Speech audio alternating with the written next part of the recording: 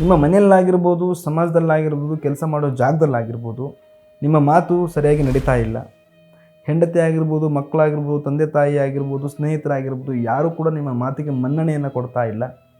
ನೀವು ವ್ಯಾಪಾರ ವ್ಯವಹಾರಕ್ಕಂತ ಹೇಳಿ ತುಂಬ ಕಡೆ ಓಡಾಟವನ್ನು ಮಾಡ್ತಾ ಇರ್ತೀರಿ. ಸಡನ್ನಾಗಿ ಅದೆಲ್ಲ ಸ್ಟಾಪ್ ಆಗುತ್ತೆ.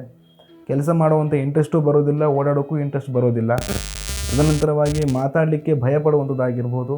ಅವಶ್ಯಕ ಸಮಯಗಳಲ್ಲಿ ಮಾತು ಆಡಲಿಕ್ಕೆ ಬರೋದಿಲ್ಲ. ಅನವಶ್ಯಕ ಜಾಗದಲ್ಲಿ ಮಾತನ್ನು ಆಡಿ ನೀವು ನಿಮ್ಮ ಒಂದು ಗೌರವವನ್ನು ಕಳ್ಕೊತಾ ಇದ್ದೀರಿ. ಇದೆಲ್ಲ ಏನಕ್ಕೆ ಆಗ್ತಾ ಇದೆ?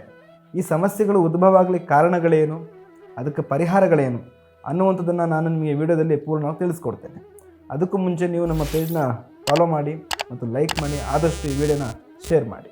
ಏನು ನೀವು ಈ ಸಮಸ್ಯೆಗಳನ್ನು ಅನುಭವಿಸ್ತಾ ಇದ್ದೀರಿ, ಈ ಎಲ್ಲ ಕ್ರಿಯೆಗಳು ಬಂದು ನಿಮ್ಮ ಮೇಲೆ ಯಾರಾದರೂ ಅಥವಾ ನಿಮಗೆ ಶತ್ರುಗಳಾಗಿರ್ಬೋದು, ಅಥವಾ ನಿಮಗೆ ಆಗದೇ ಇದ್ದರಾಗಿರ್ಬೋದು, ಅಥವಾ ನಿಮ್ಮ ಏಳಿಗೆಯನ್ನು ಸಹಿಸಲಾರ್ದಕ್ಕಂಥದ್ದು ಯಾರಾದ ವ್ಯಕ್ತಿಗಳಿದ್ದರು, ಅವರೇನಾದರೂ ಈ ಒಂದು ಷಟ್ಕರ್ಮಗಳು ಅಂತ ನಾವು ಹೇಳ್ತೀವಿ. ಷಟ್ಕರ್ಮಗಳಲ್ಲಿ ಒಂದು ಸ್ತಂಭನ ಕರ್ಮ ಅಥವಾ ಸ್ತಂಭನ ಕ್ರಿಯೆ ಅಂತ ಹೇಳ್ತೀವಿ.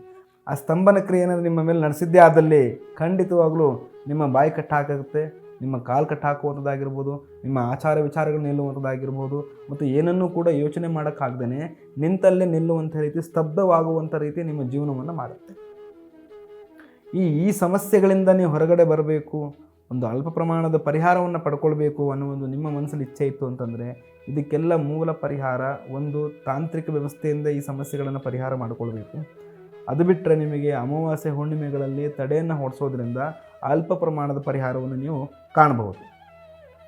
ಈ ಸಮಸ್ಯೆಗೆ ಸಂಬಂಧಪಟ್ಟಂಥ ಪೂರ್ಣ ಮಾಹಿತಿ ಮತ್ತು ಪರಿಹಾರಗಳು ನಿಮಗೆ ಬೇಕಾದಲ್ಲಿ ಸ್ಕ್ರೀನ್ ಮೇಲೆ ಕಾಣ್ತಿರ್ತಕ್ಕಂಥ ನಂಬರಿಗೆ ಕರೆ ಮಾಡಿ ಕನ್ಸಲ್ಟೇಷನನ್ನು ಬುಕ್ ಮಾಡಿಕೊಳ್ಳಿ. ಸರ್ವೇ ಜನೋ ಸುಖಿನೋ ಭವಂತು. ಧನ್ಯವಾದಗಳು.